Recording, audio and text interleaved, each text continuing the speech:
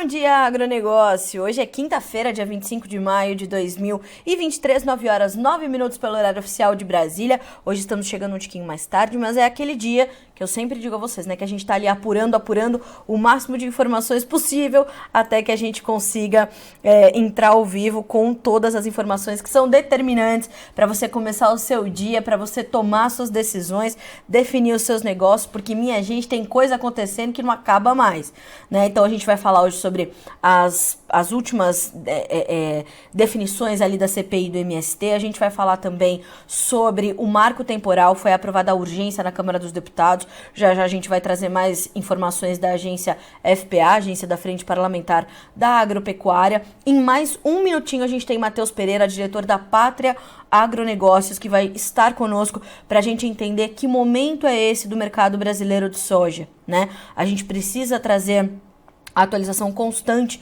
dessas informações para o produtor brasileiro que está ali lutando, né, nesse momento delicado, difícil. A gente vai falar sobre isso, é um instante só. Antes de mais nada, para a gente fazer essa situação, trazer essa conversa e trazer o Matheus para o Bom Dia Agronegócio, a gente vai checar os preços, né, que é o que fazemos sempre, a nossa rodada de preços para começar o dia.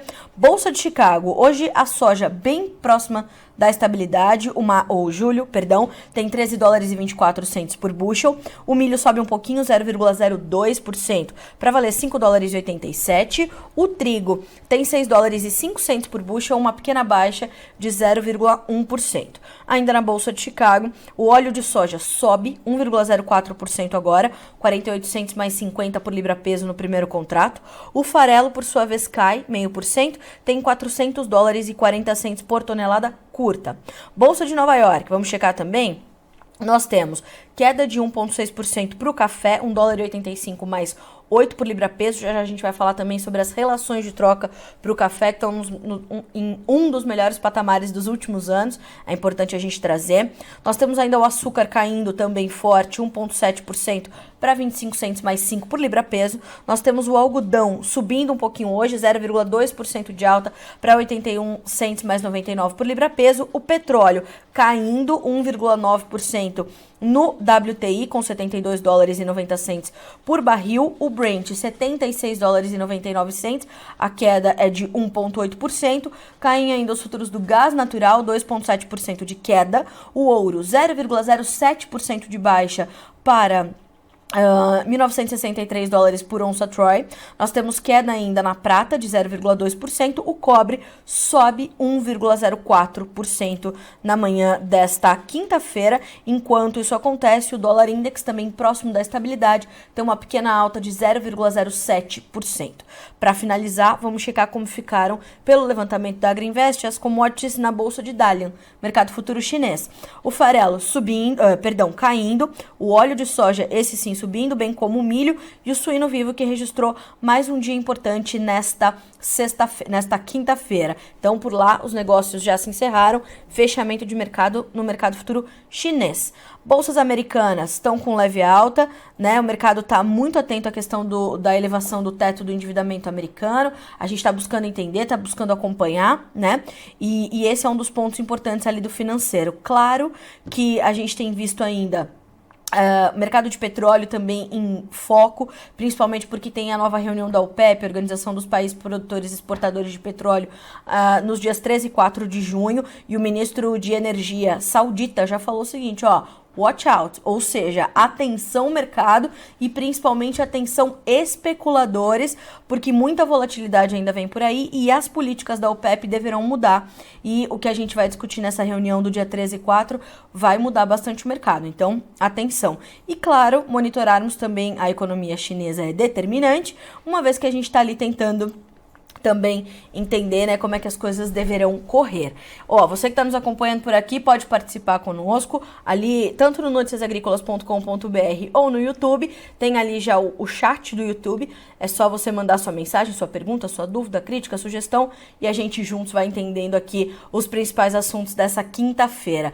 E para isso, a gente já vai chamar para essa conversa o meu amigo Matheus Pereira, diretor da Pátria Agronegócios, para estar conosco, para nos ajudar a entender que momento é esse para o produtor brasileiro, que está enfrentando desafios bastante significativos, e a gente quer então saber como passar por isso, né, Matheus? Bom dia, meu amigo, seja bem-vindo. É sempre um prazer e uma honra ter você no Bom Dia Agronegócio. Bom dia, minha amiga Carla. Bom dia a todos que estão aí tirando um tempinho para, enfim, entender mais sobre o mercado, né, Carla? Você trouxe aí palavras fortes para descrever esse mercado agora, que realmente é a luta pelo produtor rural em vencer esse mercado que está sangrento, está dificultoso. Desafios pela frente, né? A gente tem mares turbulentos de agora em diante. Então, espero poder contribuir um pouco para esse embate que o mercado vem vivendo, que acaba prejudicando, né, muito nosso setor produtivo, a base produtiva, o qual eu também me encaixo. Então bora lá, bora bater esse papo, vamos ver se a gente consegue trazer um pouco mais de conforto para quem está aqui nos tirando esse tempinho para nos escutar. Verdade. Matheus, a primeira pergunta que eu vou te fazer é bem objetiva. Que momento é esse para o mercado brasileiro de soja nesse 25 de maio de 2023? O que a gente pode entender? Tá, sendo bem objetivo, né? A gente está vendo hoje um mercado ainda sob pressão. A gente teve não só uma grande safra já colhida, história que já se repete, ecoa, a gente já está, enfim, até cansado de tanto ver o que acontece hoje aqui pelo Brasil, né? Uma safra cheia no nosso país, catástrofe produtiva dentro da Argentina, a pior safra argentina ainda em processo de colheita, uma nova safra norte-americana que, apesar de iniciar o primeiro estágio da cultura dentro do solo norte-americano, que seria o plantio, inicia-se sim com níveis satisfatórios de saúde vegetal, porém, Carla, a gente tem na outra ponta, né, grandes preocupações iminentes, tá? Em especial pelo novo grande foco do mercado agrícola, que seria propriamente ah, a nova safra norte-americana. Aqui do Brasil, aqui da América do Sul, não há muito o que se extrair de novidade.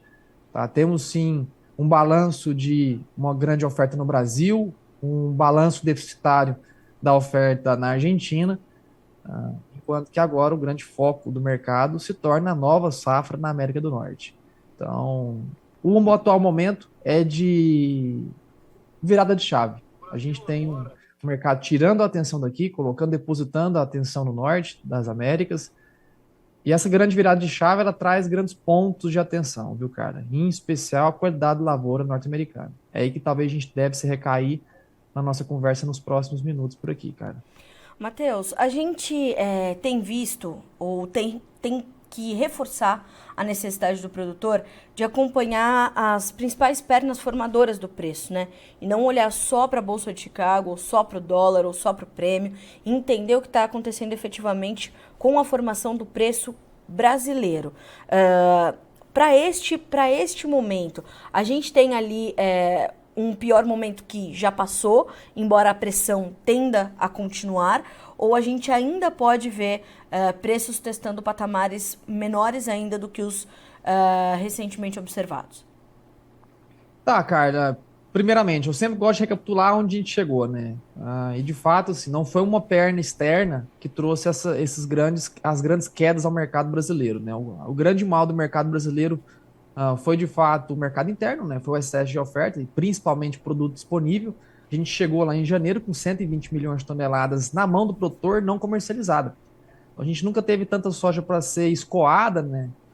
No mercado disponível nesse ano de 2023. Então, o mercado inchou o lado da oferta e acabou dificultando a balança de controle fundamental no nosso país. E eu sempre trago essa analogia, né? O que significa o Chicago? Chicago é basicamente, né, a tentativa de equilíbrio da oferta e da demanda no planeta. É equilibrando o que aqui as Américas produzem, grandes produtores, e assim o que é consumido do outro lado do planeta, na Ásia, na China. Então, o Chicago é o grande balizador dessa equação fundamental de oferta e demanda no planeta da soja. Certo. Enquanto que aqui dentro do Brasil, a nossa balança interna se chamam prêmios de exportação. Que existem balanças internas nos Estados Unidos, existem balanças internas na Argentina, são os prêmios regionais. E os prêmios locais aqui no Brasil, que foram aí o grande vilão, assim dizendo, foi o grande mal do mercado da soja, responsável por tirar mais de R$ 35 por saca das ofertas físicas disponíveis no nosso país. Então, os prêmios de exportação que saíram de patamares positivos de 150 pontos lá em final de dezembro, início de janeiro, para o fundo do poço, né, em meados de abril, chegaram a bater menos 220 pontos. Então, os prêmios, né, que tentaram equilibrar o exagero da oferta ou a concentração da demanda aqui no nosso país. E neste ano específico, 2023, a gente teve, né, não só a maior safra colhida do país, mas também o maior volume de soja disponível na mão do produtor. Então, o equilíbrio natural fundamental do mercado foi tentar realmente colocar na balança interna do país, colocando, depreciando o nosso prêmio, né? E tirando a necessidade, não necessidade, mas tirou a capacidade de venda do produtor rural. E simplesmente por mecanismo normal do mercado, né? O mercado, ele se viu abarrotado, realmente com uma dificuldade enorme de escoamento. A gente teve, durante dezembro, né, um tempo médio de carregamento, Carla, de um navio graneleiro tamanho Panamax, que são os navios 60 mil toneladas, 65 mil toneladas no máximo, que é equivalente a quase 1 milhão de sacas, né? Um pouquinho a mais quando o navio um pouquinho maior. Mas esses navios levavam, em média, nos portos do Brasil, até início de janeiro, de 3 a 5 dias para serem carregados. Em média, portos do Brasil. Até final de março, esse mesmo indicador ele passou de 13 a 15 dias. Ele triplicou o tempo de carregamento médio dos navios aqui em região portuária no país. Por que disso? As chuvas foram um grande problema para a colheita, aqui a colheita no Brasil, né? Aqui na região central do país. Mato Grosso sofreu com as chuvas excessivas, acabaram atrasando um pouco a capacidade de colheita aqui interna no país. Mas não só isso, as chuvas excessivas nas regiões portuárias, como Paranaguá, Santos, Arco Norte, Maranhão, São Luís, também como Miritituba, ou Santarém no Pará, né, um importante escoador de soja hoje no nosso país, foram chuvas que colocaram, né, uma grande dificuldade no carregamento, no transbordo, na tombagem, na capotagem da soja, tá, que colocou então o tempo médio de carregamento, que era de 3 a 5, para 13 a 15 dias.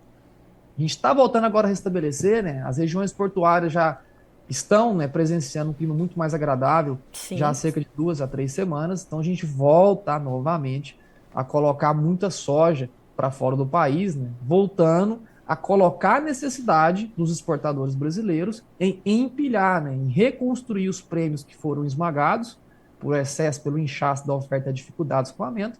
Agora esses prêmios voltam, né, a serem empilhados porque estamos novamente escoando muita soja no nosso país.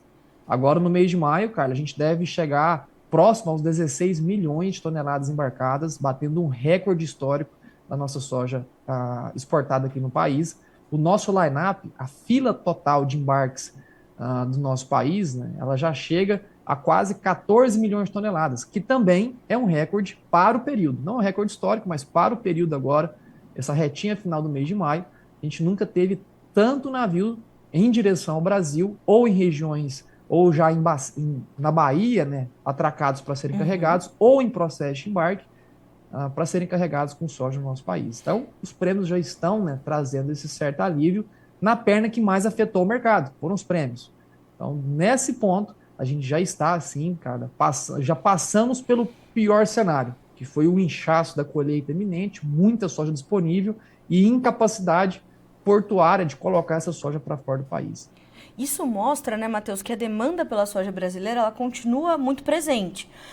Eu imagino que boa parte desse line-up seja de fato para uma soja já comercializada, né?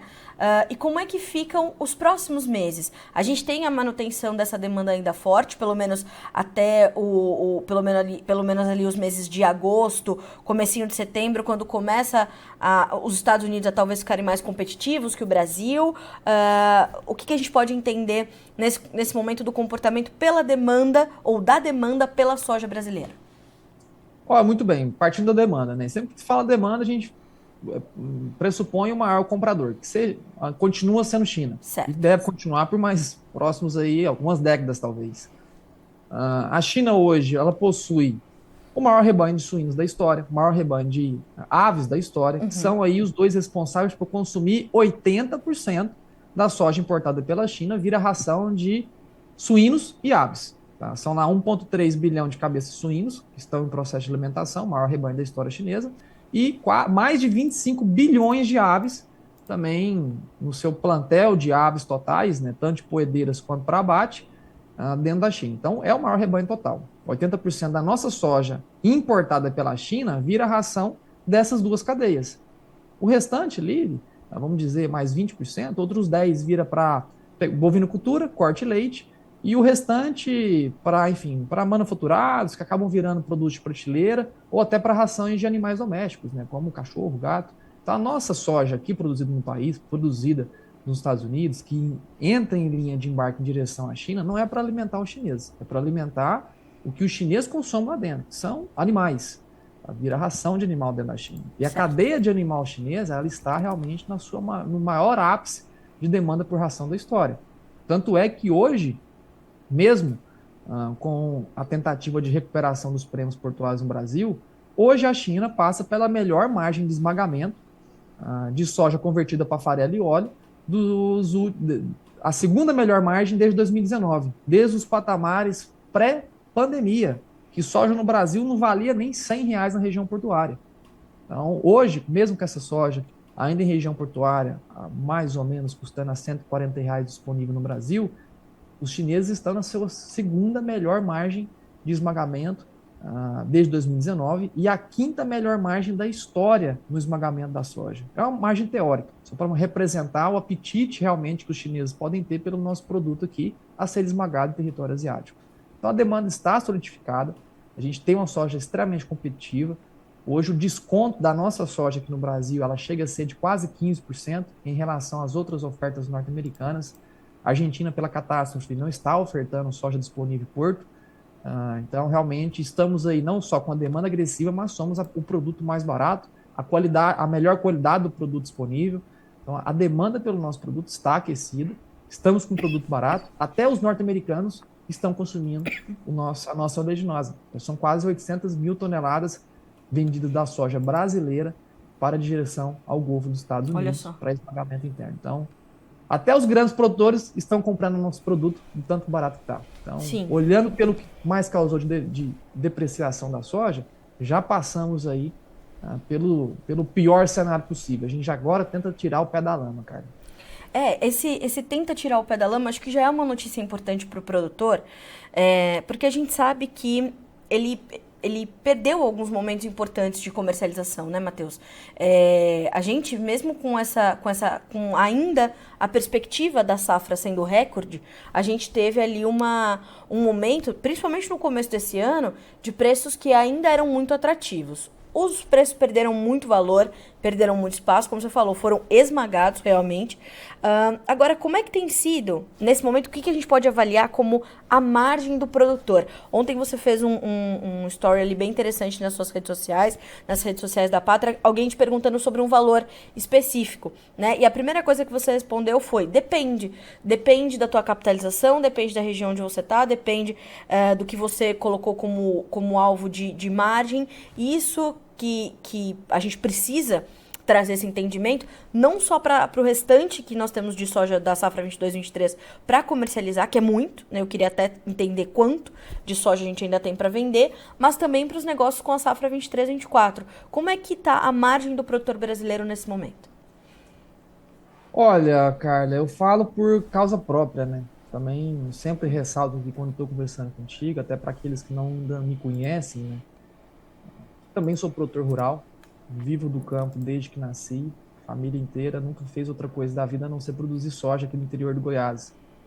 Então, por experiência própria, eu digo que as margens estão pífias, né? Estão praticamente deterioradas em relação ao que vivemos no passado, que vivemos especialmente nesses últimos 3 anos, onde a gente conseguia ter, né, um horizonte mais promissor, conseguia ter mais um planejamento, né, de investimento na própria atividade, um planejamento de expansão da atividade. E, infelizmente, agora, nesse exato momento, né, com a realidade dos preços da venda da soja, a gente vive um certo esmagamento do setor. A gente vem se enfrentando grandes dificuldades, realmente, com os atuais patamares de preços. Eles não são, ainda não estamos no vermelho. Não estamos no vermelho para aqueles que ainda também não fizeram aquisições, pois os preços de fertilizantes estão em franca queda, desde os seus picos lá no estourar da guerra da Rússia e Ucrânia no ano passado. Então, as margens estão muito apertadas, Carla. E até retomando, né, aquele exemplo que você citou sobre as perguntas que aparecem por agora, né? Será que soja a patamar de 110, R$ 120 para entrega 2024 é um bom negócio? responder um bom negócio, o produtor que tem que entender que será que é um bom negócio para ele, ele tem que saber o que está custando a soja para 2024, como que está a Exatamente. relação de insumos, como que está realmente os preços de fertilizantes ofertados na tua praça, como que está o preço de semente, preço de químico, como que está o planejamento operacional interno. Então, Sim. responder um bom negócio, quem responde é o próprio produtor, que mais do que ninguém vai conhecer o que sai do próprio bolso. Eu sei dizer para o meu negócio, para a minha atividade agropecuária, quando é um bom negócio. Agora, está no momento certo de fazer a venda? Será que temos aí vieses de construir preços mais interessantes na soja? É aí que entra o papel da pátria. E nesse momento, né, Carla, é onde a gente vê ali uma capacidade, né, de uma recuperação dos preços, não só dos prêmios, que foi o principal problema que depreciou a nossa soja interna aqui no Brasil, mas Sim. também uma recuperação dos preços em Chicago. Tá? Um assunto delicado, a gente está monitorando, porém a safra norte-americana ela se desenvolve com um grande risco climático, uma grande seca em processo de expansão. Já estão, né, em reta final da colheita do trigo de inverno. Tá? Kansas é o maior produtor, tá, de trigo de inverno dentro dos Estados Unidos, né, responsável por quase 20% da a produção total do trigo norte-americano. E o Kansas hoje vem relatando, né, resultados da pior safra de sua história. São as piores produtividades já registradas da história do Kansas, né, maior produtor. A grande referência do trigo norte-americano, até na própria dentro da bolsa de Chicago, é o trigo Kansas, né, que é a referência dos contratos negociados do trigo internacionalmente. E não só a pior da história, em termos de volume produtivo, né, é a pior de 66 anos. Então, nos últimos 66 anos, nunca teve uma produção total, né, tão pequena quanto se observa hoje em processo de colheita dentro do Kansas. Essas regiões de trigo de inverno no Kansas, elas não são as principais regiões produtoras de soja e milho. Porém, o mesmo padrão que foi observado com seca durante períodos cruciais aí da reprodução do trigo dentro do estado do Kansas e grande parte das planícies, né, que é a região principal produtora de trigo norte-americano, esses mesmos problemas observados agora nos últimos 2, 3 meses são problemas que estão se alastrando no cinturão de produção da soja e do milho. Ainda não é aquela preocupação iminente, onde já justifica, né, uma euforia do mercado em reduzir teto produtivo projetado, em empilhar altas em Chicago. Porém, caso os mapas climáticos que hoje estão ainda secos se mantiverem nessa mesma proporção para as próximas semanas, teremos aí problemas semelhantes ao que foi observado no trigo de inverno, se alastrando para as principais regiões produtoras de soja e milho dentro dos Estados Unidos. Está aí um grande ponto de atenção por agora, cara. Mas assim, né, Matheus? Como é que o produtor tem que avaliar isso para sua estratégia de venda, para sua estratégia de comercialização? É ir monitorando e aos poucos ir participando caso o mercado dê alguns repiques ou ir fazendo proteções de preço? Como é que ele tem que entender isso para o dia a dia dele? Olha, Carla, aqui dentro da pátria, né, hoje atendemos, enfim, são produtores em todas as regiões produtoras aqui de soja do país, sem exceção, sul a norte, do extremo sul e extremo norte, temos clientes hoje, produtores rurais, sendo atendidos por nós, né? E a estratégia que a gente abordou já desde de novembro, dezembro do ano passado, é visar os próximos 2 ciclos safras com um instinto mais de sobrevivência. Tá? O produtor ele vai ter que deixar de lado um pouco, né, da incitação a querer almejar lucros maiores, como foram observados os 2, 3 últimos anos, e pensar um pouco mais na manutenção da saúde, realmente, a sobrevivência da atividade nesses anos. Não só por tanta incerteza política que vivemos, mas também por toda uma inversão de grandes ciclos econômicos que estamos vivendo, né? Como é o caso aí, você citou também na introdução hoje do Bom Dia Agro, aqui no Notícias Agrícolas, foi citado também toda a problemática no setor financeiro que vem, né, amedrontando o mercado mundo afora, em especial dentro do território norte-americano. Aqui a gente tem todo um parlamento, né, não conflito, Sim. mas em desalinhamento com os novos líderes do governo, trazendo muita incerteza também para nós, empresários do setor rural. Então, pensem muito na sobrevivência. E o que eu quero dizer com isso? Né? Porque essa é a mensagem que a gente tem, né, insistido na tecla aqui dentro da pátria para o planejamento de vendas safra 24, pensando já na safra 25, que é o quê? Temos um bom negócio na mesa? Quando a gente descobre isso, sabendo realmente o que vai custar esse próximo ciclo safra. Projetar realmente custos que ainda não são capazes de serem feitos, né, como mão de obra, eventualmente custo de frete, projeta ele numa margem muito confortável, colocamos na planilha, vamos saber se realmente hoje a soja 110, 120, dependendo da região, ela é lucrativa. Se ela é, a gente precisa sim avançar com o planejamento de vendas, né? Construção dessas proteções, construção dessa sobrevivência para o setor, que está muito incerto, está tudo muito incerto, né? As coisas estão cada vez mais escuras, né? A gente não tem um horizonte tão claro como tínhamos no passado. Então, o instinto por agora, cara, deve ser realmente remetido, né, a passar por esse ano sem almejar, né, as margens estratosféricas. Existem pontos de atenção que melhoraria bastante essa conta, caso a soja volte a retomar ganhos com a intensidade? Existe, mas para isso, acompanhamento diário. Tá? Hoje o mercado está seco, o mercado ainda não precifica a reversão agressiva das altas em Chicago, porém a gente precisa monitorar muito de perto essa problemática no clima norte-americano para realmente justificar um pouco mais de paciência ou ação imediata. Sim. Tá? Então, é uma resposta que tem que ter no dia a dia, Carla.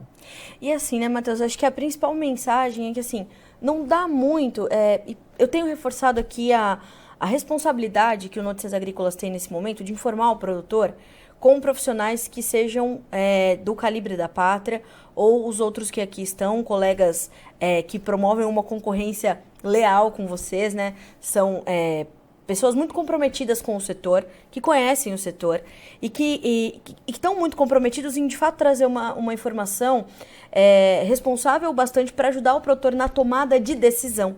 Não são decisões fáceis, né? As últimas safras foram de margens muito elevadas, né? Eram margens muito saudáveis, mas eram também outros contextos social, econômico, geopolítico, tinha toda a condição da pandemia. Quer dizer, a gente tem que ir fazendo esses ajustes nas lógicas do mercado e principalmente na recomposição da oferta, que é muito clara, né? A gente tem aqui um comentário do pessoal da Agriplan Engenharia que diz assim, ó, estão comprando soja na promoção do Brasil. A Argentina colheu aproximadamente metade da sua produção, o que o Brasil produziu a mais esse ano é aproximadamente o que a Argentina não colheu. Mas quando a gente pensa numa safra brasileira do tamanho que é e a importância que tem o Brasil versus a importância que tem a Argentina hoje no contexto global na produção de soja, é preciso considerar isso para o reflexo no preço, né, Matheus? Então, entender os conceitos e os contextos em que o mercado está inserido hoje, que são diferentes do que a gente observou nos últimos 2, 3 anos, também é importante, né? Exato, Carla. E eu até ressaltaria, né, que a gente está vendo um pequeno movimento, né, de algumas pessoas que acabam tentando denegrir, né, a parte da informação, dizendo que a informação que está causando as quedas, né, ao mercado da soja. E a informação ela não é a causa, ela é apenas a consequência. Exatamente. O que causa realmente, o que causou, né, essa depreciação do mercado da soja foi o excesso de oferta não escoada. Se a gente tivesse, eventualmente, uma climatologia mais agradável em regiões portuárias, né, a gente estava conseguindo colocar um fluxo, né, um canal realmente mais acelerado do escoamento da soja. Imagina a gente tentar, Carlos, esvaziar uma caixa d'água de 20 mil litros com uma mangueirinha fininha, uma mangueirinha de dentista, assim dizendo. A gente levaria talvez anos para esvaziar uma caixa de 20 mil litros. Isso foi o que aconteceu com o processo da soja. Assim, na colheita 2023, enchemos muito rápido aquela caixa d'água e o escoamento do produto ele foi muito lento por incapacidade portuária, simplesmente por conta de clima. O clima foi realmente um grande dificultador, né, dos nossos exportadores em colocar essa soja dentro dos navios para ser colocada para fora do país. Agora, se a gente tivesse, talvez, virado a caixa d'água de cabeça para baixo, seria o quê? Um fluxo de logística de escoamento, né, totalmente limpo, coeso, né, capaz de colocar o nosso produto para fora do país, a gente talvez não teria passado, né, por uma depreciação do nosso produto tão agressiva quanto passamos. Então, a informação, ela não é a causa da queda, ela é a consequência. Sim. Então, o que hoje, né, Notícias Agrícolas faz, aqui a Pátria faz, assim como outros amigos aqui, como você disse, né, dessa concorrência, assim dizendo, né, são todos amigos, e eu me enquadro talvez num grupo mais seleto de consultores que conhecem o outro lado da mesa, que Que estão é não só sim, analisando o mercado, que são sim, agricultores. Eu até sim. cito aqui eles, assim, que eu admiro muito, estou sempre do lado, principalmente do Vladimir Brandalize, que o qual eu admiro imensamente, estamos sempre palestrando a Brasil afora juntos. Também tem o meu conterrâneo aqui, Enio Fernandes, também está arduamente, né, Gênios, né? produtor, né? O Marcos da Agriinvest também, Sim, conhecimento de causa do nosso lado aqui dentro. Então, a gente tem que entender muito bem, né, que eventualmente a ressaltar a informação, a gente está trazendo já a consequência, não a causa. Então, talvez martirizar a publicação da informação e tentar justificar como foi a causa das quedas é um pouco de presunção. E a presunção, ela acaba, talvez, dificultando a vida de quem escuta o outro lado da mesa. Quem está escutando, talvez, quem queira prejudicar, né, o setor da informação, sim. e acaba, a gente sabe, eu vou falar por conta própria, boleto de propriedade rural não é pequeno. As contas que chegam em Isso. prazo safra, 30 do 4, 30 do 8, a gente chega a perder sono aqui quando chega no É reta final lógico. desse mês. Então, a gente ficar acabando, denegrindo a informação, tá caindo, tá caindo, tá caindo, tá caindo. Não devia estar caindo, não devia estar caindo, mas está caindo. A informação, ela justificou as quedas. A Sim. gente tem que olhar para frente, não para trás. Os boletos passaram. E aí? Quem não se preparou, quem não teve realmente uma assessoria do lado, teve que acabar vendendo soja, se submeter a vender a soja e de complicar muito ainda a vida dessas pessoas que tiveram esses prazos a serem cumpridos. Tá? Então, a informação hoje ela é muito, muito importante para navegar nesse mar turbulento. E eu quero citar até, Carla, duas coisinhas aqui rapidinho. Por Primeira favor, coisa, eu fica à quero vontade. citar isso aqui, Arte da Guerra, tá? Que foi Excelente. um manuscrito escrito por Sun Tzu, um general chinês, que nos relatos dos historiadores, né, foi escrito 500 anos antes da chegada de Cristo, e ele dizia para a gente não subestimar os nossos inimigos, né? Independente do quão fraco você pode achar que eles são, nunca os subestime. Eu quero dizer, muitas das vezes a gente vê, né, as pessoas levantando a bandeira de que os chineses, se eles descobrem informação do Brasil sobre superproduções, sobre o que acontece aqui dentro, eles acabam depreciando a nossa soja. Pessoal, não vamos subestimar quem está do outro lado da mesa.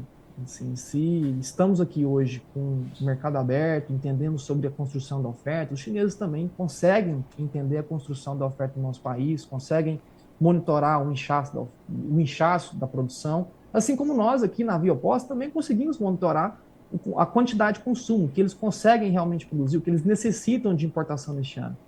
Então, é um mercado aberto, a gente não pode criar, né, essas deturpações do que acontece no mercado e tentar subestimar o outro lado da mesa.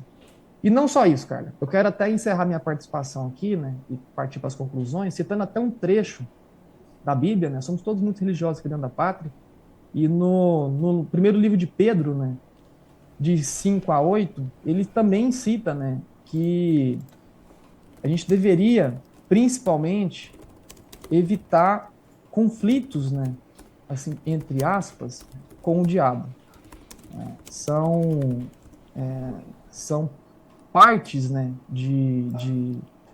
desse livro lindamente escrito há milênios atrás, né, que acabam ecoando parte desse pensamento de que se a gente acaba se submetendo, né, a dar brechas ao outro lado, os prejudicados somos nós.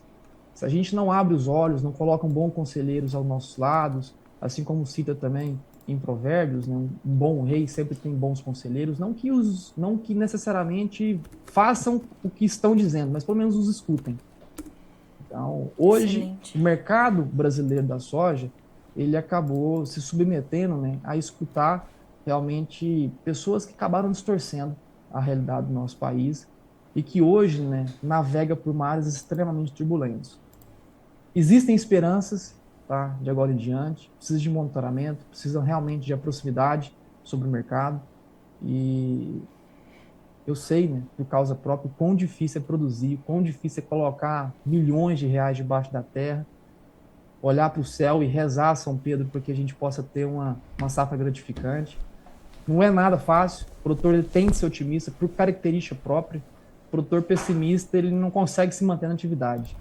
Então, muito cuidado de agora em diante, pessoal. Existem sim pontos de atenção, pontos que podem melhorar bastante a conta para 2024. A conta para 2023, hoje grande parte dos produtores ainda possuem grão na mão, possuem produto disponível, né, soja para ser vendido ainda no ciclo passado. Então, tenha bons conselheiros do seu lado. Cuidado em tentar denegrir, né, o outro lado da mesa, os grandes compradores do nosso produto. Porque assim como nós aqui fazemos um trabalho de entender o mercado não só dentro, mas também do lado deles, eles também fazem o papel de entender o nosso mercado. Independente se a notícia aqui dentro do Brasil está sendo divulgada ou não. Eles entendem o que acontece aqui dentro. Então, é mais nessa linha de realmente, cara, evitar esse grande risco que vem para a safra 2024. Olha, se você que está nos acompanhando pelo Bom Dia Agro ainda não compreendeu totalmente o que está acontecendo, certamente com essa última fala do Matheus, você já se situou, né? Você já entrou numa outra lógica, num outro contexto, e mais do que isso, entender que de fato a passionalidade ela vai fazer parte desse momento, mas a racionalidade vai ter que superar as situações. Tenha bons conselheiros. E eu sei, independente da sua fé, do outro lado que você está nos acompanhando, eu sei também o quanto os produtores são religiosos e tem cada um a sua fé, e precisa ter, né, Matheus? Para ser produtor, precisa acreditar que tem algo maior olhando por nós, porque é impossível a gente tocar sem ter fé em alguma coisa. Então, você que está nos acompanhando aqui no Bom Dia Agro dessa quinta-feira, vocês viram que eu deixei um tempo grande, né, para essa conversa com o Matheus, porque ontem nós alinhamos essa pauta justamente para trazer esse conforto da informação, né, Matheus? O objetivo era justamente vocês entenderem que vocês vão viver outros momentos como esse que estão vivendo agora, e não adianta ter nenhum outro, né, nenhum caminho que vá ali tentar justificar o que já passou. Ah, não vendi porque... Não vendeu, vamos olhar para frente. Né? Ah, mas é que a gente falou, alguém falou. Não, minha gente, né? A responsabilidade com a informação é algo sagrado. Para nós, Notícias Agrícolas, e para consultorias como a própria Pátria, como o Matheus citou. Matheus citou ainda o Vlamir Brandalize, os grandes mestres do mercado, né? O pessoal da Pátria, Agriinvest, Brandalize, o Enio Fernandes da Terra, e a gente tem ali ainda Carlos Cogo e outros grandes nomes no mercado. Então, tenham... esse equilíbrio na hora de tomar as decisões, né, Matheus? É tão importante isso. Então, acho que trazer a arte da guerra é importantíssimo, trazer essas passagens bíblicas também determinante, para a gente entender que o momento é difícil, mas dá para passar por ele, porque não há mal que sempre dure, né, Matheus? Pelo amor de Deus.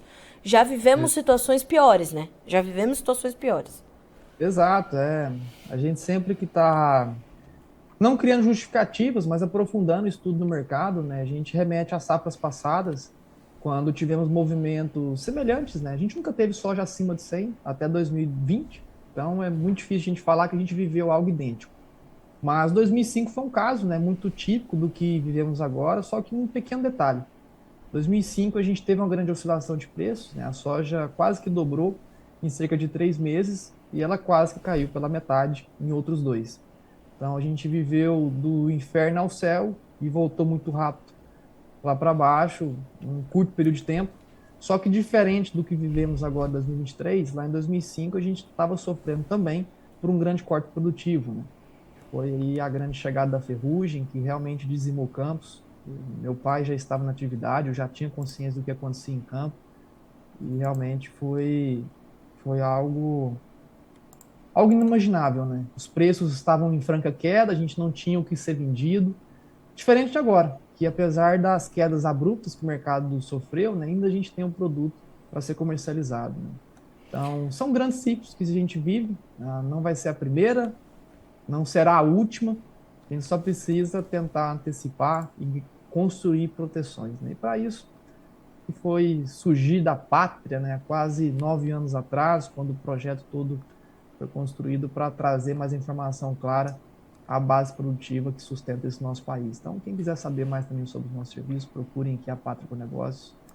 Instagram pessoal, mateus.patria ou patria.agronegócio, para a gente poder navegar com esses mares turbulentos, né? É isso. Bons marujos. assim dizendo. Verdade.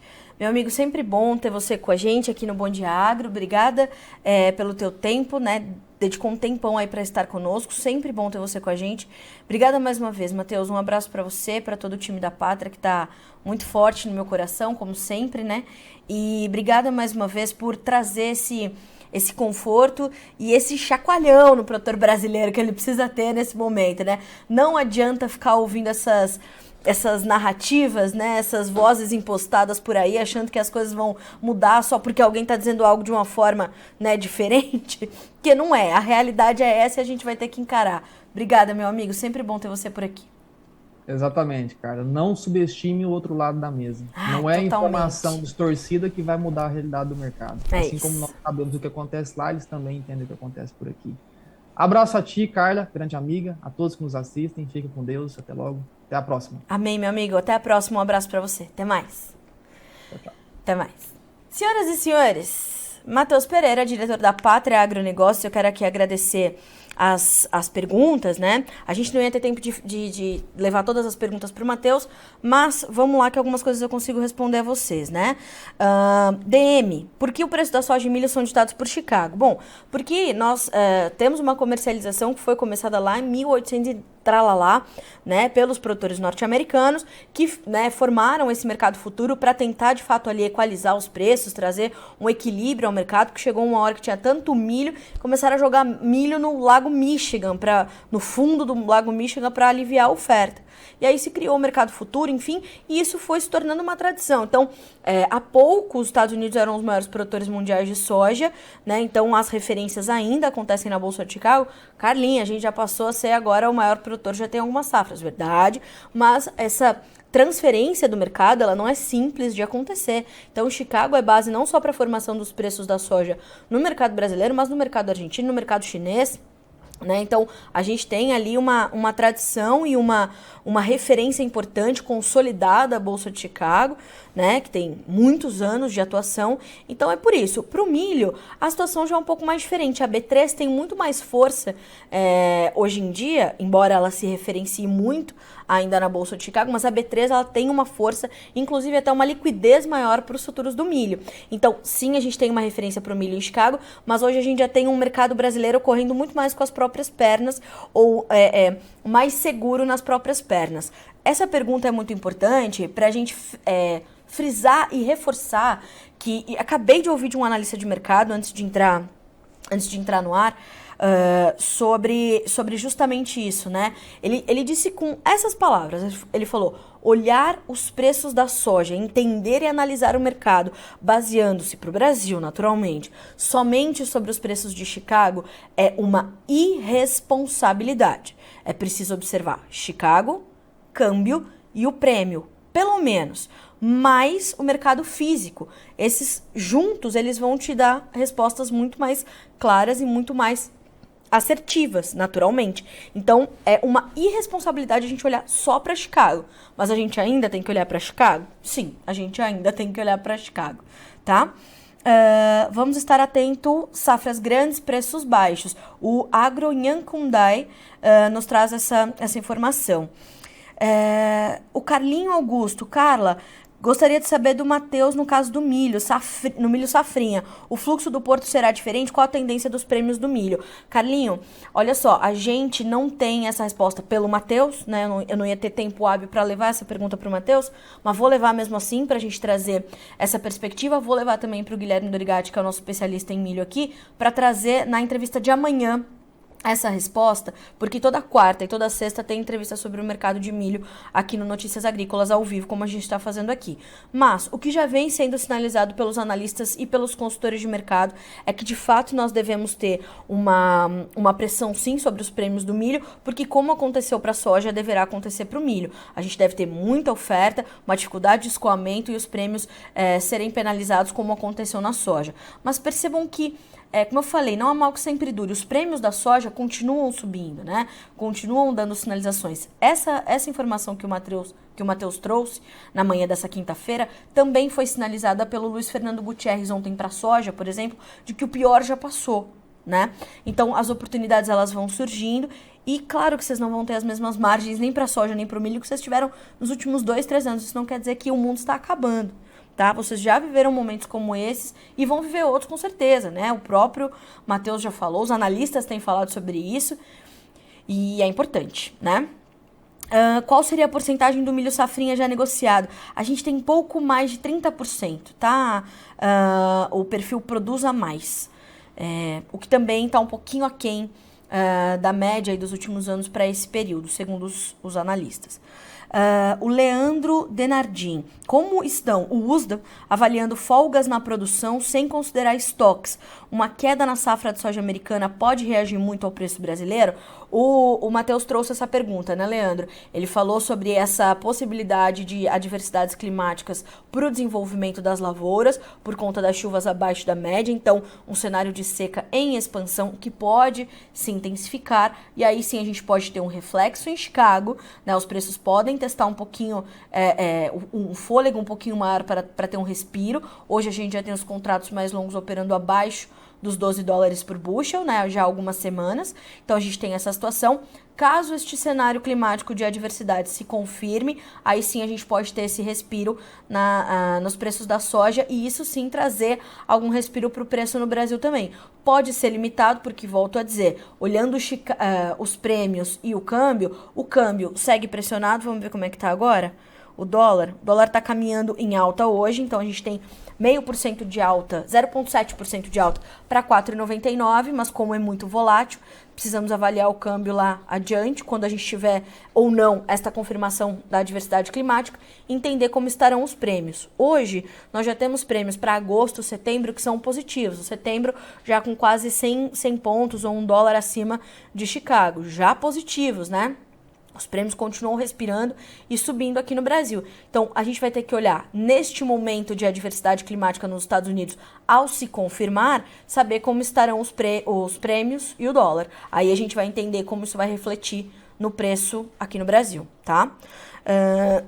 Bom dia também para o meu amigo Endrigo Dalcin, que está nos acompanhando aqui no Bom Dia Agro. Uma grande honra ter a sua presença aqui, viu, Endrigo? Obrigada. Quero também agradecer a mensagem da Juliana Piovesan, obrigada. Bom dia também para o Emerson Antoniacomi. Matheus, muito sensato como sempre, verdade. Temos aqui também o Renato Lourenção, que nos acompanha desde cedinho, o Danilo Padovani, a Dona Eliana, o Norberto Pinesi, o Domingues, melhor dizendo. Então, todo mundo que já, né, alguns que já acompanham há mais tempo o Bom Dia, outros que estão chegando hoje, sejam todos bem-vindos. A gente continua aqui com as nossas manchetes, né? Já foi uma aulona aí, né, de como é que tá o mercado da soja nesse momento. Não se impressionem com as informações que vocês verão circulando aí nos grupos de WhatsApp, na internet. O Notícias Agrícolas, há 25 anos, trata de informar com muita responsabilidade o produtor brasileiro, né? Eu imagino que a maior parte das pessoas, ou talvez toda a audiência que acompanha o Bom Dia Agronegócio, vezes 3, acompanha o Tempo e Dinheiro todos os dias ao vivo com o João Batista Olive, 12h30, né? Que é transmitido aqui pelo Notícias Agrícolas. E, não sei se todo mundo sabe, mas quem fundou o Notícias Agrícolas foi o João Batista Olive, né? O maior jornalista do agronegócio brasileiro, e passou, então, na sequência, o bastão da condução do jornalismo ao Alexander Horta, que é o nosso chefe de redação. E nós temos aqui uma premissa muito forte que é manter o nosso foco e a nossa prioridade sobre o mercado, sobre o andamento dos preços, o bolso do produtor. Então, tenham a certeza de que há 25 anos o Notícias Agrícolas faz isso. Tem o compromisso com a verdade, o compromisso com a informação bem apurada. Por isso que a gente não fala aqui só, né, só os jornalistas do Notícias Agrícolas dizendo, olha, subiu, caiu, por isso. Não, todo dia tem um especialista diferente aqui para dizer para ti o que está acontecendo. Por quê? A pluralidade da informação. E há muito tempo eu não vejo os analistas convergirem tanto em suas análises como tem acontecido nesse momento. Porque justamente, como o Matheus falou, a informação ela é a consequência do fato, né? Ela não é a causa da baixa, ela é a consequência e o relato. Então, há 25 anos o Notícias Agrícolas te entrega informação responsavelmente apurada, tá? Tenham sempre isso em mente, porque é muito importante, tá? Olha só, O Leandro, ele complementa, e nessa linha também pode corrigir os volumes e disponibilidades de estoques, né, que se identifica como muito estimados. Totalmente, Leandro. Se a gente tiver problemas de clima, certamente a gente vai ter ajustes. O relatório do USDA de junho, que é o próximo, né, sai aí nessas próximas semanas, ele é o primeiro que traz uma revisão na área. Como é que vem a área de soja? Como é que vem a área de milho? Então, sim, os números ainda vão se alterar muito. O relatório de maio do USDA, o Departamento de Agricultura dos Estados Unidos, foi apenas o primeiro a trazer as primeiras projeções para a safra 23-24. Volto a dizer, apenas o primeiro. Esses números ainda vão mudar muito ao longo da safra, não só para a safra norte-americana, mas também para safras sul-americanas, porque o USDA trouxe ali uma olhadinha no retrovisor, fez uma média, olhou para o contexto histórico e jogou. O Brasil vai produzir 163 milhões de toneladas na safra 23-24. Vai acontecer? Ainda não sabemos. Então, principalmente os números da safra sul-americana, os números da safra sul-americana deverão ser revistos aí nesses próximos meses. Então, os próximos 18 meses serão determinantes para a gente entender aí como o mercado vai fazer e refazer as suas trajetórias. Vamos ver como é que estão os mercados agora? Vou pedir para o Christian, nosso editor, colocar na tela para você os números da soja, Bolsa de Chicago. Veja, 13 dólares e 23 centos por bushel no julho, 0,75 de baixa. O agosto tem 12 dólares e 55, caindo 3 pontos e meio, mesma baixa para o setembro com 11,92 e para o novembro com 11 dólares e 79, a perda é de 5 pontos mais 25. Vamos checar também os preços do milho nesse momento. Os preços do milho caminhando com mais estabilidade. O julho, 5,86, meio ponto de queda. O setembro, 5,14, 0,75 de baixa. O dezembro estável no 5,20. O março, 5,29, 0,25 de queda. Para finalizar, vamos ver o trigo também. O trigo continua recuando, mas de forma bem mais contida do que ontem, né? Ontem estava numa despencação só. Setembro, 6 dólares e 16, dezembro, 6,35, março, 6 dólares e 48, maio, 6 dólares e 54. As perdas variam de 2,25 a 3 pontos nos principais contratos. Checando também os preços do milho na B3, nós temos novas baixas se registrando, então, para os preços nesta manhã de quinta-feira. A B3 cede 1% para o julho, R$ 55,32.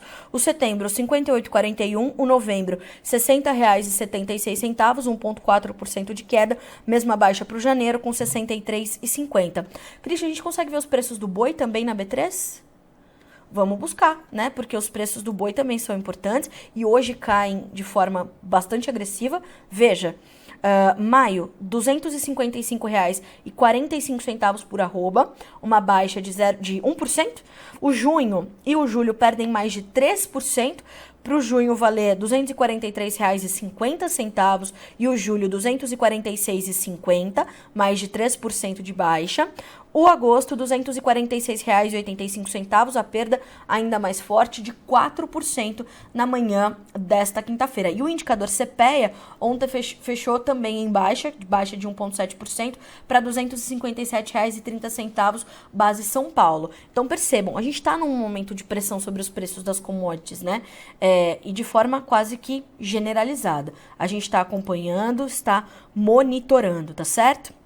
Bom, na sequência, quero trazer aqui algumas informações importantes também dos últimos acontecimentos lá em Brasília. A primeira delas é sobre o marco temporal. A Câmara dos Deputados aprovou a urgência do marco temporal para demarcação de terras indígenas. O PL 490, que era um PL muito pleiteado ali, principalmente pela FPA, é determinante para garantir a segurança jurídica e o direito à propriedade. Então, por 324 votos a 131, a urgência do PL, que estabelece o marco temporal para demarcação de terras indígenas, foi aprovada. O mérito da proposta, de autoria do deputado Arthur Maia, do Democratas da Bahia, deve ser analisada na próxima terça-feira, dia 30. Abre aspas para o deputado. O marco temporal para demarcação é necessário para comprovar a presença dos grupos indígenas na terra. A proposta confronta o argumento de prejuízo ou retirada de direitos já conquistados pelos povos indígenas. Por que se buscava tanto essa aprovação da urgência do marco temporal? Porque o julgamento da demarcação de terras, ele será retomado no Supremo Tribunal Federal, o STF, no dia 7 de junho, como já informado pela ministra Rosa Weber. E lá, o que o STF vai julgar caso a gente não avance mais, o que eu acho difícil pelo correr aqui das coisas, né, no STF, era esse o temor, de se discutir, né, de se ver o STF neste embate entre marco temporal e a tese do indigenato. E por isso o marco temporal é tão importante, é tão determinante, né? Para garantir parâmetros objetivos e a previsibilidade nas relações jurídicas, o presidente da FPA, o deputado Pedro Lupion, também se posicionou, esclarecendo que o projeto de lei não é de cunho ideológico, mas sim de garantia constitucional ao direito de propriedade. Abre aspas para o deputado Lupion. Estamos falando de áreas urbanas, de municípios que deixariam de existir caso não haja um marco temporal para se tornar pertencente à terra. É um risco para a soberania do país e temos ponderado isso, inclusive com os ministros do STF. O marco temporal ele seria estabelecido na data da Constituição Federal de 1988 e defendido pelo Supremo Tribunal Federal no caso da terra indígena Raposa Serra do Sol, lá de Roraima, né, um caso de 2009. E o marco temporal estabelece que os indígenas só têm direito à terra se estivessem na área na data da promulgação da Constituição Federal, lá em 1988, em 5 de outubro. E o governo federal teria 5 anos para demarcar as referidas regiões, isto é, até 5 de outubro de 1993, neste caso da Raposa Serra do Sol, tá? Como foi ali estabelecido. Eu tenho um perfil, né, que se você ainda não segue, siga, @jornalista Carla Mendes, ou no próprio perfil da FPA, @FPAgro, que você consegue entender, sem o marco temporal, quais todas as terras já teriam sido demarcadas como indígenas. Vale a pena checar esse material da FPA, uns cardzinhos que são bem ilustrativos e bem intuitivos para você entender o processo como está acontecendo nesse momento. Agora a gente tem que entender como segue o rito processual para essa questão do marco temporal. Sobre ainda Brasília, a CPI do MST, segundo a assessoria do presidente, o deputado Tenente Coronel Zucco, irá ouvir os ministros da Agricultura e do Desenvolvimento Agrário, o ministro Carlos Fávaro e o ministro Paulo Teixeira. Os deputados visitarão Presidente Prudente na próxima segunda-feira, dia 24, na próxima segunda-feira, dia 26, 27, 28, 29, para buscar informações sobre as invasões no Pontal do Paranapanema. Então, assim, esses são os dois destaques, né, do segundo dia de reuniões ali, de atividades da CPI do MST. A primeira delas, essa informação de que os convites já foram endereçados, né, serão endereçados ao ministro Carlos Fávaro, da Agricultura, e ao ministro Paulo Teixeira, do Desenvolvimento Agrário. As datas para tomada de depoimentos serão definidas mais adiante, né? E também a aprovação, então, do requerimento que prevê a realização de diligências, como já havia sendo sinalizado e adiantado, não só pelo presidente, mas também pelo relator, o deputado Ricardo Salles, as propriedades invadidas desde o início do ano. Esta primeira visita foi marcada para Presidente Prudente, aqui no interior de São Paulo, dada a importância dos trabalhos da Delegacia de Presidente Prudente no avanço das investigações sobre as invasões de terra que aconteceram ali na região do Pontal do Paranapanema, segundo também explicou o deputado Ricardo Salles. Então, a gente vai ouvindo essa situação toda, vai acompanhando. Hoje devemos ter mais novidades. E a CPI aprovou também um convite para ouvir o secretário de Segurança Pública de São Paulo, o Guilherme Derrite, para entender, então, essa questão ainda mais a fundo das invasões no estado paulista, mas começando por essa condição lá em Presidente Prudente. Eu tenho aqui alguma pergunta sobre o andamento dos preços do café, né? Nós temos ali aqui o Walter Lúcio Pereira. Bom dia, gostaria de saber sobre o café, sobre a expectativa de preço. Olha só, Walter Lúcio, a gente tem de fato informações importantes sobre o café, a manchete do Notícias Agrícolas na manhã de hoje, sobre as relações de troca para o café, tá? Com os fertilizantes, estão nos melhores patamares aí dos últimos anos e é importante o momento, porque não só há uma tendência para manutenção de queda nos preços dos fertilizantes, segundo explicaram os especialistas, mas há também uma tendência de pressão contínua sobre os futuros do café negociados no mercado internacional. Essas duas coisas baixando podem deteriorar a sua relação de troca. Nesse momento, são favoráveis, estão ali num dos melhores patamares do ano. Essa manchete foi dada pelo Jefferson Souza, analista da Agrinvest. Na sequência, foi analisada, né, e detalhada pelo Rafael Siqueira, gerente comercial da Minasul, né, que trouxe a informação de que a condição atual é mais favorável para o produtor quando se compara com os últimos 4 ciclos de produção. Os dados da cooperativa mostram que o produtor pode fazer bons negócios com os principais produtos, sobretudo o NPK, nitrogênio, fósforo e potássio. Então, atenção, porque é importante o momento para a cafeicultura brasileira, tá certo? Vamos ver como é que estão os preços agora na Bolsa de Nova York. A gente consegue botar na tela, Cris? Olha aí, se vamos conseguir. Café na Bolsa de Nova York, tá entrando em... Aí, veja bem, né? Julho, $1,84 mais 90 por libra, 1,7% de baixa. O setembro, $1,82 mais 70, caindo 1,6%. O dezembro, $1,80 mais 90, 1,6% de queda também. E o março, $1,80 mais 75, com 1,6% de queda. E segundo a Virgínia Alves, a pressão vem do Brasil, principalmente com o avanço da nossa colheita, né? E os negócios seguem lentos aqui, com o produtor avançando com a colheita, deixando os negócios um pouquinho para depois, e também fazendo esses negócios na medida em que precisa fazer caixa. Então, estamos de olho, estamos acompanhando, tá certo? Acho que assim eu consegui mais ou menos trazer alguma resposta para ti, né, Walter Lúcio? Se ficou alguma dúvida, manda pra gente por aqui, tá bom? Bom, seguindo por aqui, quero trazer também agora informações sobre os preços dos combustíveis e a alíquota fixa de ICMS sobre a gasolina. Essa alíquota deve elevar os preços na bomba em cerca de 16 centavos por litro, mas isso não fará com que haja maior competitividade do etanol. Este levantamento é de Jonathan Simeão, nosso especialista aqui no mercado sucroenergético, que foi buscar fazer essa relação e entender que veja só, o Confas definiu que a partir de 1º de junho, então já na semana que vem, a cobrança do ICMS sobre a gasolina e o etanol anidro será monofásica, ou seja, cobrada apenas em uma etapa da cadeia com alíquota uniforme e fixa. Isso deverá elevar os preços da gasolina na bomba em 16 centavos, mas ainda assim a competitividade deste combustível é maior e deverá continuar a ser em relação aos preços do etanol. Os setores sucroenergético e automobilístico ponderam que o etanol pode ser mais competitivo que a gasolina, mesmo com a paridade acima do nível considerado ideal de 70%, aquela conta que o mercado sempre faz, o consumidor também, a depender do veículo. Então a gente vai monitorando, tá certo?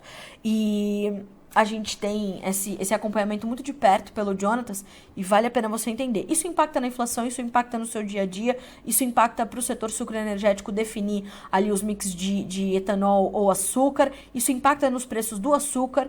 Então é preciso, principalmente você que está atuante no setor sucroenergético, né, ter atenção a isso também e fazer esse monitoramento, tá? Uma outra manchete importante: com preços de grãos em queda, ministro Fávaro defende mais recursos do Tesouro no Plano Safra. Em um momento em que os preços da soja e do milho estão em queda no Brasil, após anos de cotações sustentadas, a informação vai voltando, né? Oh, meu Deus! O Ministério da Agricultura quer maior apoio do Tesouro Nacional à equalização de juros no Plano Safra 23-24, para que o setor agropecuário possa continuar contribuindo com a economia brasileira. Após uma reunião bastante positiva com o ministro da Fazenda, segundo fontes ouvidas pela Reuters, o ministro da Agricultura disse que demonstrou nessa quarta ao colega as diferentes conjunturas de 22 e 23 e a necessidade de uma robustez maior para o Plano Safra próximo. Assim eu respondo o senhor Adoniran Castro, eu já ia doidinha, já ia dizer Adoniran Barbosa, seu Adoniran Castro, e ele diz assim, ó: bom dia, por favor, vamos ter plano safra? Quando? Seu Adoniran, vamos ter plano safra, tá na lei, ele vem, tá sendo detalhado ali, as premissas estão sendo terminadas de passar por um alinhamento, enfim, é normal, a gente tá dentro do prazo. Era para ser divulgado no final de maio. Não acho que vai acontecer. Acho que vamos levar isso para o começo de junho, tá? Pode acontecer até dia 31, é maio. Pode acontecer, mas acho que como o ministro Fávaro está ali buscando essa robustez maior, mais recursos, principalmente para equalização de juros, pode ser que demore um tiquinho mais. Vamos entender. Não podemos esquecer também do desmonte que houve no Ministério da Agricultura. Saiu, então, a agricultura familiar, foi ali colocada no Ministério do Desenvolvimento Agrário. Então, a gente precisa lembrar que esses recursos que chegavam para a pasta e estavam concentrados em apenas uma pasta, agora eles são divididos. Estão nessas discussões ministérios da Agricultura, Desenvolvimento Agrário, Fazenda, Orçamento e Planejamento, Meio Ambiente. Aliás, o Ministério do Meio Ambiente está enfrentando ali algumas derrotas, a Marina Silva está completamente desestabilizada. Hoje a mídia estava fazendo uma enquete, a Marina fica ou sai? Tem que ficar ou tem que encarar os desafios aí? Vamos entender também como é que ficam as agendas ambientais, né, do Brasil com essas mudanças ali no Ministério do Meio Ambiente. Senhoras e senhores, a gente vai caminhando para o final deste Bom Dia Agronegócio, te trazendo também ali algumas manchetes que estão chegando agora. Olha só, El Ninho representa risco maior para o café robusta, menor para o arábica. Governo de Sergipe emite comunicado sobre a gripe aviária. Nós temos ainda o dólar com leve alta frente à cautela sobre a dívida dos Estados Unidos. O mercado também digerindo o IPCA 15, que acabou de ser divulgado. Subiu 0,15% em maio, segundo dados do IBGE, o Instituto Brasileiro de Geografia e Estatística. E também mais de 20 aves migratórias foram encontradas mortas no litoral do Rio Grande do Sul. E de acordo com o governo do estado, foram recolhidas amostras para investigar a possível contaminação pela gripe aviária. É confirmado? Não, mas essas amostras já estão em estudo, então logo nós tenhamos essa confirmação ou não, essa atualização da informação, a gente traz para você aqui no Notícias Agrícolas, tá certo? Senhoras e senhores, 10 horas 16 minutos pelo horário oficial de Brasília, eu vou encerrar por aqui a edição dessa quinta-feira, mas a nossa programação continua durante todo o dia, te trazendo informações de novo responsavelmente apuradas, para que vocês sejam sempre, e como tem sido há 25 anos, os produtores rurais mais bem informados do Brasil. A gente continua por aqui, trabalhando para que informado você tome decisões cada vez melhores, tá certo? A gente fica por aqui, até amanhã e continue nos acompanhando.